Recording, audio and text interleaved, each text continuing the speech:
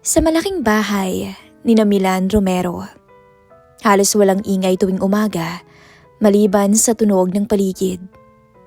Doon nagsisimula ang araw ni Baste, 29 anyos, boy at utility worker ng pamilya mula pa noong 2 taon na ang nakararaan. Tahimik siyang binata, masipag, hindi reklamador, at kontento sa maliit na kwartong nasa likod lamang ng garahe. Pero ang tahimik na mundong yun ay mababago sa hindi niya inaasahang paraan. Si Milan, ang amo niyang babae, ay 47 taong gulang. Isang mayaman at elegante. Kilala sa bahay bilang isa sa mga babaeng matagumpay sa negosyo matapos maiwan ng asawa dahil sa matinding sakit. 7 taon na ang nakakalipas. Simula noon, hindi na nag-asawa si Milan. Sabi ng mga taong nakakakilala sa kanya, hindi na raw siya naghanap. Mas piniling i-focus ang sarili sa pagninegosyo, sa bahay, at sa mga taong natitira sa buhay niya. Para kay Baste, si Milan ang klase ng babaeng tinitingala mo pero hindi mo kayang abutin. Hindi dahil takot siya, kundi dahil alam niyang hindi sila pareho ng mundo. Siya, isang simpleng trabahador na hindi nakatapos ng kolehiyo. Si Milan, may istrukturang buhay, may pera, may reputasyon, at may prinsipyo. Kung may isang bagay lang si Baste na pinaniniwalaan mula nung pumasok siya sa malaking bahay na iyon, ito ang katotohanang hindi magkakaroon ng eksena sa buhay niya na parang nasa teleserye. Walang mamahaling babae na mai-in-love sa tulad niya. Pero ang mga paniniwala, sabi nga ng matatanda, minsan natutunaw sa harap ng hindi inaasahan. Isang hapon, habang naglilinis sa Baste sa harap ng malawak na driveway, lumabas si Milan mula sa balcony at sumigaw ng mahinahon. "Baste, may darating tayong bisita bukas. Ihanda mo yung guest room sa East Wing, okay?" "Okay po, mama." Mabilis na sagot niya. Hindi na niya ito masyadong pinag-isipan. Maraming beses nang nagkaroon ng bisita ang amo niyang si Milan. Pero nang mapansin niyang mas maaliwalas ang mukha ng amo kaysa sa karaniwan, napaisip si Baste kung sino nga ba ang parating. Hindi siya sanay na ngumingiti ng ganoon si Milan, na para bang may inaabangan na matagal nang hindi nakita. Kinagabihan, habang nagpapahinga si Baste sa maliit na silid, narinig niyang nag-uusap sina Milan at ang kasambahay na si Jory. "Bless is finally coming home," sabi ni Milan, halatang masaya. "Ilang taon din siyang hindi nakadalaw, ma'am," tugon ni Ate Jory. "Sigurado akong na-miss niyo yun." "Matagal ko siyang hindi nakita, mula nung mamatay ang asawa niya." Mahina at may lambing na sabi ni Milan. "Gusto ko lang din siyang makasama ulit, kahit ilang linggo lang." Doon unang narinig ni Baste ang pangalang Bless. Hindi niya alam kung ano ang magiging papel nito sa buhay niya, pero may kung anong tumatak sa isip niya noong gabing yun. Kinabukasan, dumating ang bisita. Maaliwalas ang panahon, banayad ang hangin, at bumukas ang malaking gate. Pumasok ang isang itim na sasakyan. Lumabas doon ang isang babaeng hindi inaasahang magpapayanig sa tahimik na mundo ni Baste. Si Blas, 44 anyos, isang byuda na, at kumare ng amo niyang si Milan. Nakasuot ito ng isang simpleng beige na dress, may shoulder bag, at nakasuot pa ng shades. Pero kahit ganoon kasimple, may kakaiba itong dating. Parang isang babae na hindi na kailangan pang magsalita para mapansin ng maraming tao. "Welcome home, Bless," bungad ni Milan habang naglalakad papunta sa kanya. Nagyakapan ang dalawang magkumare. Halatang matagal-tagal talagang hindi nagkita. Si Blas naman kahit may lungkot sa mga mata, ay may dalang init sa bawat ngiti. Nakatayo lang si Baste sa gilid. Nakahawak sa pinto para tulungan silang ibaba ang mga gamit. Simpleng trabaho lang sana iyon, pero nang magkatinginan sila ni Bless ng sandali, parang may kung anong hindi maintindihan na dumaan sa dibdib niya. Isang tingin lang, isang saglit lang, pero sapat para maunawaan niyang hindi normal ang naramdaman niya. Magandang umaga. Bati ni Bless sa kanya. Magaan ang tono bago inabot sa kanyang small luggage. Hindi makasagot si Baste nung una. Para siyang nahulog sa isang malalim na balon. Napilitan na lamang siyang tumango at ngumiti. At nang magsalita siya, "Good morning po, ma'am." Halos paus pa ang boses niya. Hindi nakaligtas kay Bless ang pagkataranta ng binata. Napangiti ang byuda. Isang ngiti nakakaiba. Doon, lalo pang kumabog ang dibdib ng binata. Habang nag-aayos siya ng kwarto ni Bless, hindi mawala sa utak niya ang mukha nito. Hindi lang dahil sa maganda ito. Marami rin naman na siyang nakitang magagandang babae. Pero iba ang aura ng isang babaeng maraming pinagdaanan. Pero nananatiling malumanay. Hindi niya alam kung bakit ilang oras pa lang nila itong nakakasama sa bahay. Pero parang gusto na niyang malaman kung anong klaseng tao si Bless. Ano bang naging buhay nito sa mga nagdaang taon? Masaya ba ito? Bakit parang may lungkot kasi sa mga mata nito kahit nakangiti? At higit sa lahat, bakit ganoon ang dating nito kay Baste? Sa hapunan, tahimik lang si Baste habang nagsisilbi sa mesa. Pero sa loob niya, parang may dalawang tao ang nag-aaway. Ang Baste na sanay sa trabaho at ang Baste na hindi mapigilang tumingin sa bisita. Kung minsan ay nagtatama ang tingin nilang dalawa, hindi naman sinasadya pero hindi rin nila maiwasan. At sa tuwing mangyayari iyon, may kung anong gumagalaw sa dibdib ng binata. Ganon din kay Bless, na kahit pilit tinatago ay bahagyang namumula ang pisngi. Si Milan naman walang kamalay-malay. Masaya lamang tong nagkukwento tungkol sa plano nilang bakasyon, mga pwedeng puntahan at mga gusto nilang iluto. Pero si Baste, wala siyang naririnig, wala siyang nakikita, kundi ang babae lamang na bagong dating. At nung gabing yun bago siya matulog, nakahiga siya sa kutsyon at huminga ng malalim. Kararating pa lamang nito pero nararamdaman na niya. Ito ang pinakakakaibang kabanata ng buhay niya. Simula nang dumating si Bless sa malaking bahay, nagiba ang ikot ng mundo ni Baste. Para bang nagkaroon ng bagong kulay ang bawat araw. Kulay na hindi niya maipaliwanag, pero hindi rin niya kayang itanggi. Siya mismo, hindi niya alam kung bakit napakadaling mahulog sa isang babaeng halos kaedad lamang ng amo niyang si Milan. Byuda. At higit sa lahat, isang bisitang dapat igalang at hindi pagnasahan. Pero sino nga ba ang makakakontrol sa puso? Hindi kasama sa trabaho ni Baste ang pagharap sa ganitong klaseng problema. Kinabukasan, maagang nagising si Bless. Hindi pa man sumisikat ng gusto ang araw, bumaba na siya sa kusina at naghanda ng kape. Nakasuot lamang ito ng simpleng light blue blouse at ang buhok ay nakatali. Walang make-up. Pero para kay Baste, iyon ang pinakamagandang umagang nakita niya sa bahay. Habang nag-aayos siya ng mesa para sa breakfast, napansin ni Bless ang pag-iwas niya ng tingin tuwing nagkakasalubong ang mata nila. "Baste?" Tawag niya ng malumanay. Opo, ma'am." "Relax ka lang. Natitense ka ba?" Natatawang sabi ni Bless habang iniikot ang kutsarita sa tasa ng kape. Napakamot ng batok ang binata. "Pasensya na po, ma'am.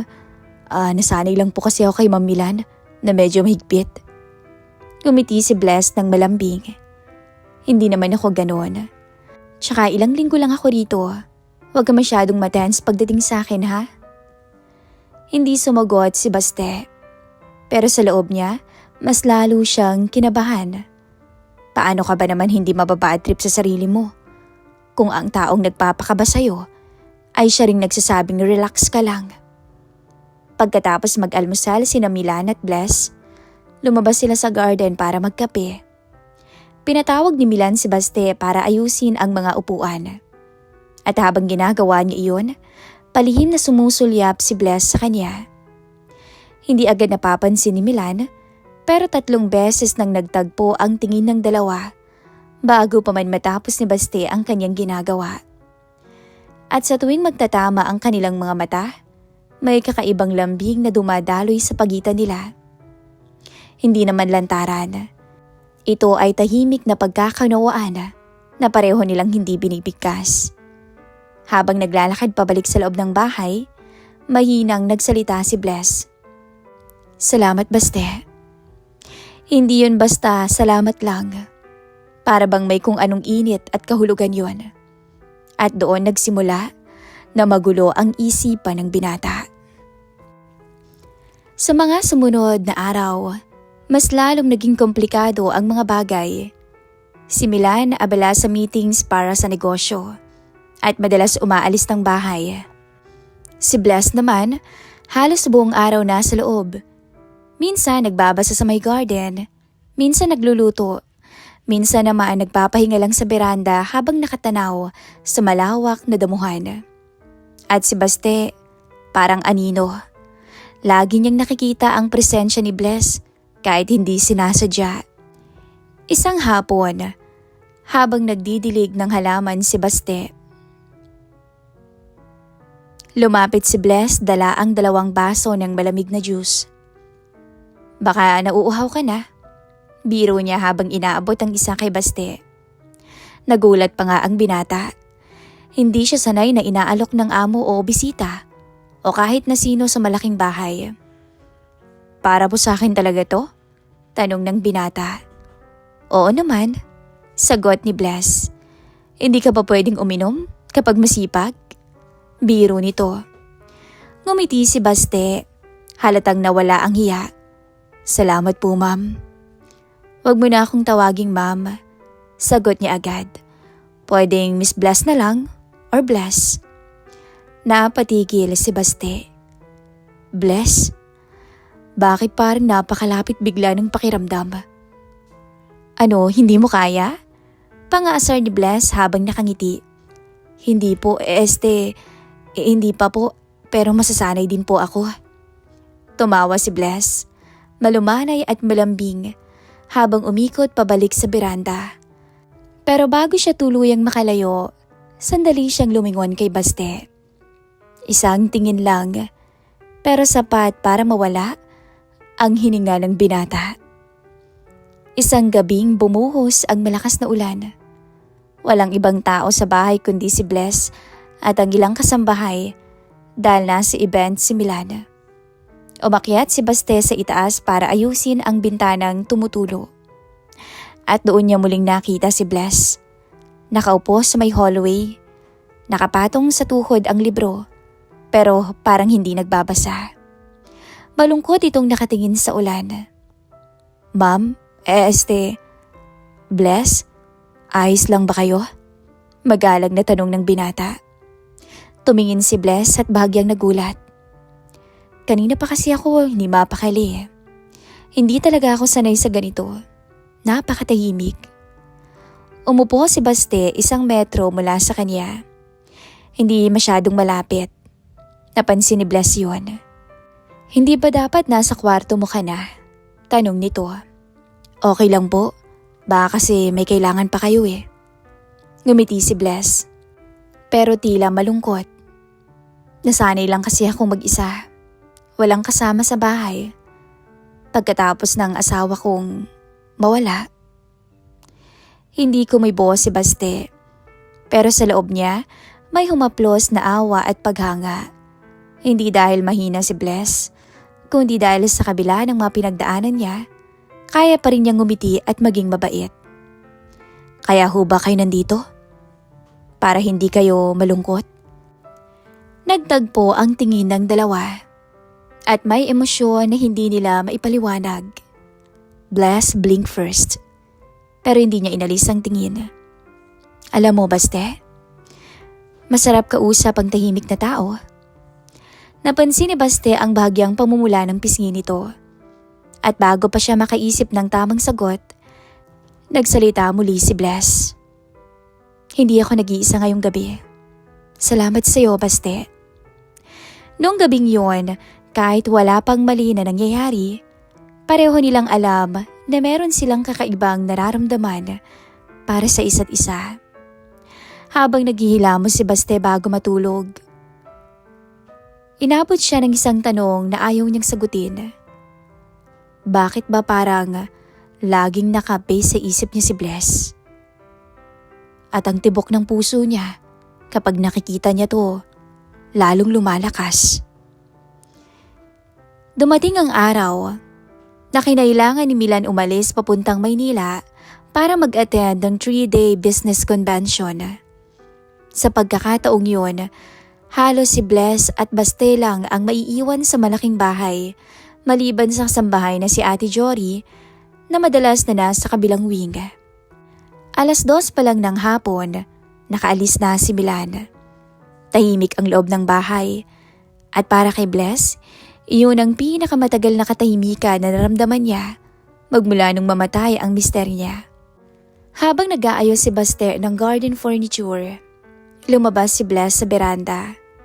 Nakasuot siya ng simpleng lavender dress. Ang buhok ay nakalugay at walang suot na anumang alahas.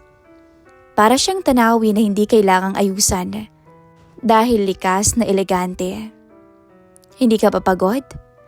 Tanong nito habang nakatayo sa lilim. Umiti si Baste. Hindi pa po. Sanay po sa trabaho. Pwede mo ba akong i-drop mamaya sa bayan? Gusto ko lang bumili ng ilang gamit at ayokong mag-isa. Pwede mo ba akong samahan? Agad siyang tumango. Opo, sasamahan ko po kayo. Salamat. Sagot ni Bless, nakangiti na para bang may ibig sabihin. Sa biyahe, walang gaanong usapan, pero ang katahimikan nila ay hindi awkward. Kundi komportableng, para bang matagal na silang magkakilala. Paminsan-minsan, sinusulya pa ni Bless si Baste habang nagmamaneho. Tahimik lamang ang binata, pero may tensyon sa itsura. Parang pilit pinipigilan ng isang bagay na ayaw niyang ipahayag. Pagdating nila sa bayan, namili si Bless ng ilang gamit. Sinundan lang siya ni Baste. Hawak ang paper bag. Alerto to.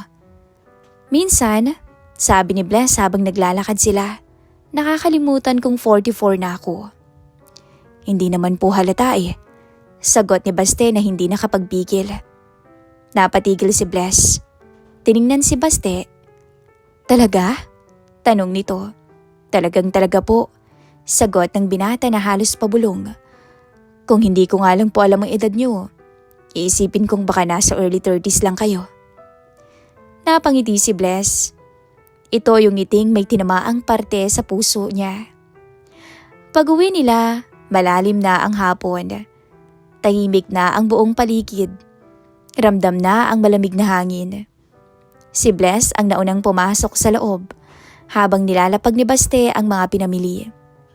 Baste, tawag niya mula sa may sala.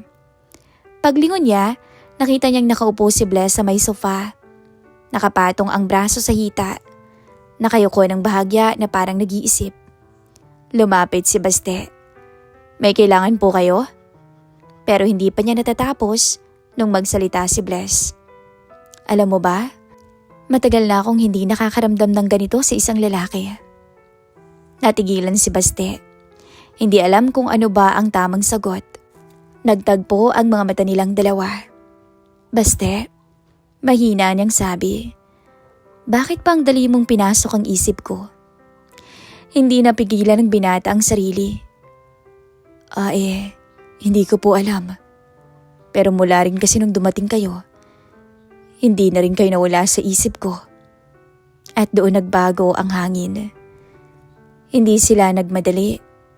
Pero ang paglapit nila ay parang hinihila ng puwersang hindi na kayang mapigilan.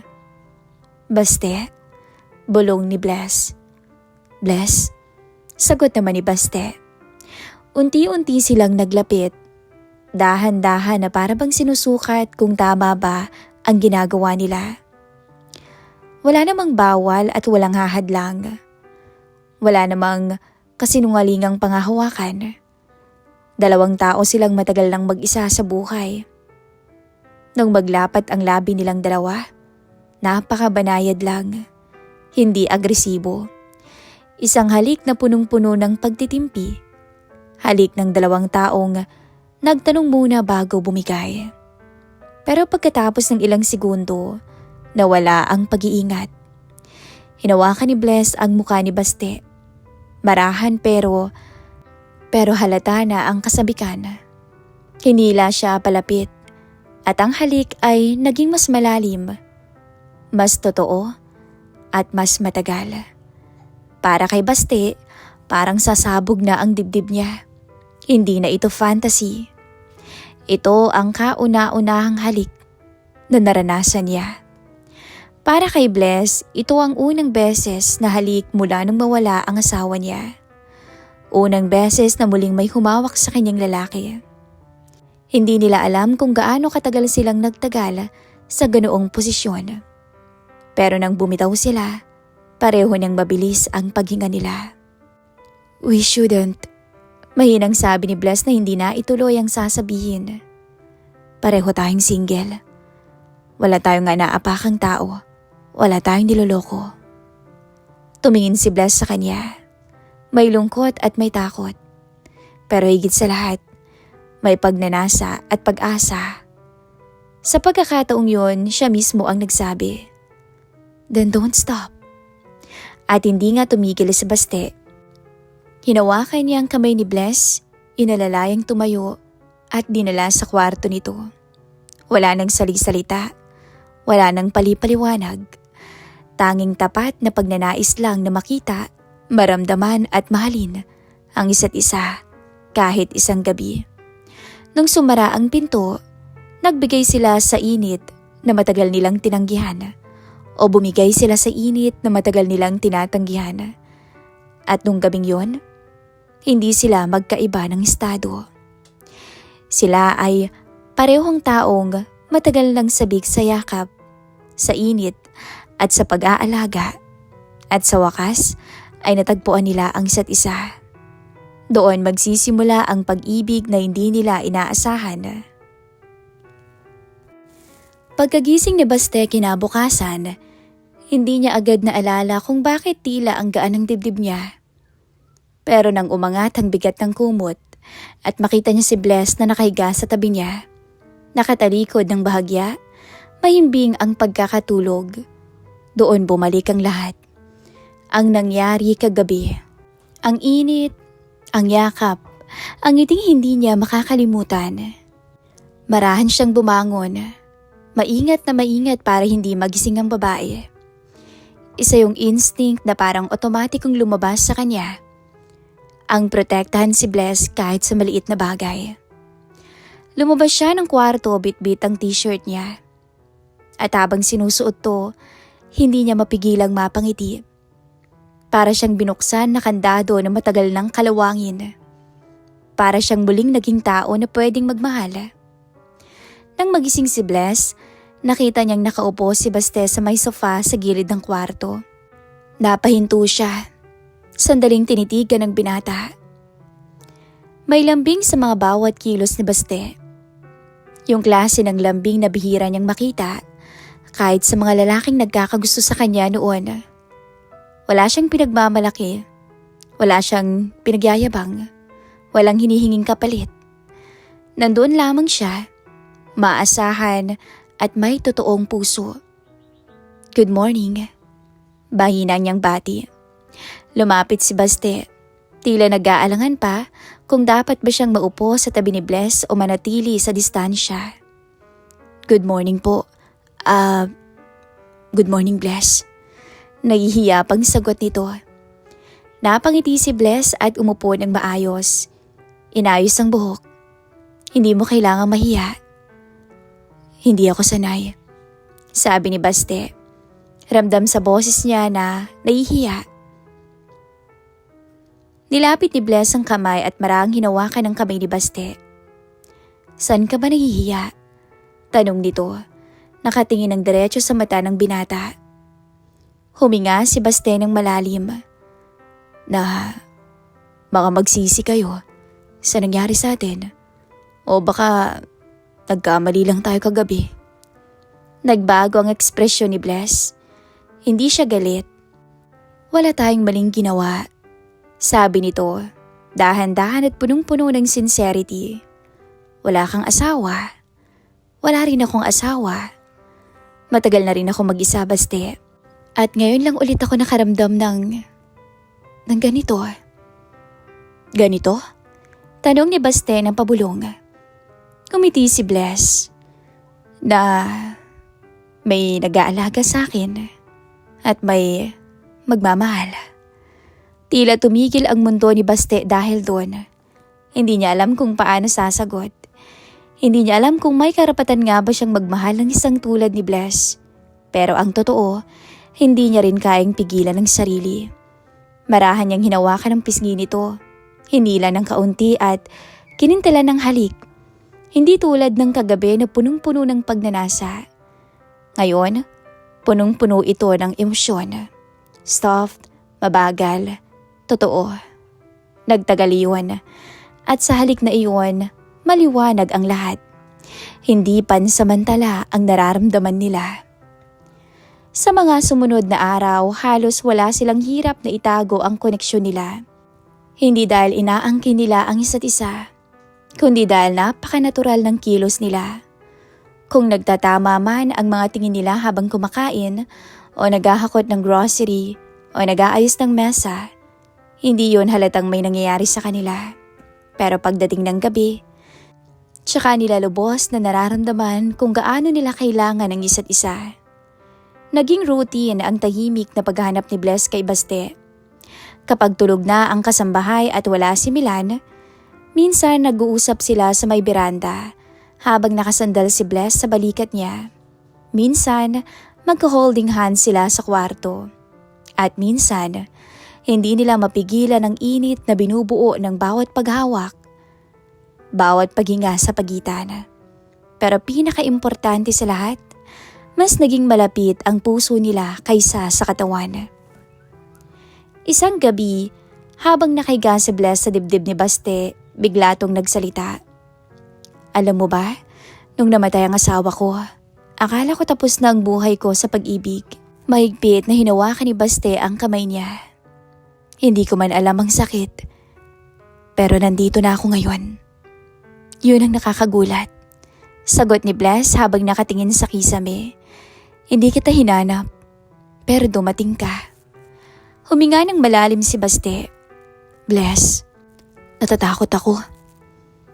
Natatakot saan? Na baka hindi nila matanggap. Na maliit lang akong tao. Natawa si Bless ng mahina, pero may luhang tumulo. Baste, sabi niya at humarap sa binata. Hindi ko alam kung paano nangyari pero mahal kita. Napatigil sa paghinga si Baste at bumilis ang tibok ng puso. At nang muling maglapit ang labi nila, iyon ay halik na may kasama ng pangako. Hindi pangako na magtatagal sila ng habang buhay. Hindi pangako na walang hahadlang, kundi pangako na hindi nila sasayangin ang pagkakataong to. Mahal kita, Bless. Sa mga sumunod na umaga, mas lumalim ang samahan nila. Si Bless ay mas naging masigla, mas magaan ang kilos, mas nakikita ng mga kasambahay ang pagngiti niya. Si Baste naman ay para bang nakaangat ang dibdib sa tuwing kasama niya si Bless. Hindi dahil sa pride, kundi dahil sa pagmamahal na hindi niya akalaing papasok sa buhay niya. At kahit alam nilang darating ang araw na babalik si Milan, at baka magbago ang ikot ng bahay, alam nilang hindi na mawawala ang kung anong meron sila. Dahil hindi na sila basta bisita at isang boy lamang, hindi na sila magkaibang mundo. Sila ay 2 taong nagtagpo sa tamang oras, isang sugatan at isang naghahanap ng tunay na pag-ibig. Pagkabalik ni Milan mula sa Maynila, Hindi niya maipaliwanag pero napansin niya agad na parang mas magaan ang kilos ng kaibigan. At tila may sigla kay Baste. Hindi niya to pinag-isipan ng malalim. Sanay na siya sa pagiging malungkutin ng kumari lately. Kaya natuwa siyang tila may pagbabago dito. At sa isang banda, yun ay totoo. May nagbago talaga. Malaking-malaki na pagbabago. Sa loob ng ilang gabing wala si Milan, nabuo ang hindi sinasadyang ugnayan sa pagitan ni Bless at Baste. Hindi lang pisikal, kundi emosyonal. Totoong pagmamahal. Hindi laro. Hindi panandalian. Pero ngayon na bumalik na si Milan, kailangan nilang harapin ang realidad na hindi sila pwedeng laging magtago sa dilim ng kwarto o sa katahimikan ng beranda. Hindi dahil bawal, kundi dahil ayaw nilang maging lihim ang totoong kasiyahan nila. Isang hapon habang nasa garden si Baste, nagdidilig ng halaman, lumapit si Bless. Nakasuot to ng simpleng white blouse at short, pero kitang-kita ang ibang liwanag sa mukha nito. Parang isang babae na nakakita ng bagong pag-asa. "Pwede ka ba ngayon?" tanong ni Bless. Tumango si Baste. "Bakit po?" "Gusto ko mag-usap tayo nang hindi tayo nagmamadali." Huminto sa pagdilig ang binata. May kaba sa dibdib niya pero hindi takot, kundi pananabik sa kung anumang sasabihin ni Bless. Dumiretso sila sa gazebo, kung saan sila hindi tanaw ni Milan. Umupo si Bless, habang si Basti naman ay naupo sa tapat niya, halatang hindi mapakali. "Anong gusto mong pag-usapan, Bless?" tanong niya. Huminga ng malalim si Bless bago nagsalita.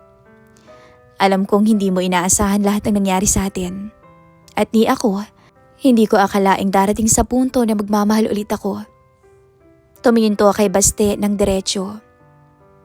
"Pero hindi ko na kayang itago na mahal kita." Sa unang beses mula nung magsimula ang lahat, hindi tinago ni Baste ang ngiti sa mukha niya. "Bless, mahal din kita." At sa wakas, wala nang pag-aalinlangan. Wala nang pag-aalangan na dapat pigilan. "Pero ano bang gagawin natin?" Dito nagsimula ang seryosong pag-uusap nila. "Milan, trust you," sabi ni Bless. "Ayokong magkaroon siya ng kahit anong pangit na interpretasyon sa'yo o sa akin." "Hindi naman po natin siya niloloko," sagot ni Baste. "Tama ka," tugon ni Bless. "Pero hindi rin natin pwedeng biglain ang lahat." Natahimik si Baste, hindi dahil nagdadalawang isip, kundi dahil gusto niyang gawin ito ng tama. "Kung gusto niyo po, maghihintay ako. Hindi kita iiwan." Mahinahong sabi ni Bless at humawak sa kamay ni Baste. "Pero ang gusto ko, harapin natin to ng bukas. Hindi yung parang may tinatago tayo." At doon nila napagpasyahan, haharapin nila si Milan. Kinagabihan, habang kumakain sila ng dinner, nag-usap silang tatlo. Si Bless mismo ang nagsimula. "Milan?" sabi niya, "may kailangan akong sabihin." Nag-angat ang tingin si Milan. Nag-aalala pero kalmado. "Ano naman yun?" Hinawakan ni Bless ang kamay ni Baste. Isang simpleng kilos pero punong-puno ng kahulugan. Nagulat si Milan. Nakatingin lang sa kanya. "Kami na ni Baste." Nagsimula si Bless. Nagkagustuhan eh." Natahimik ang buong hapag. Tahimik si Milan.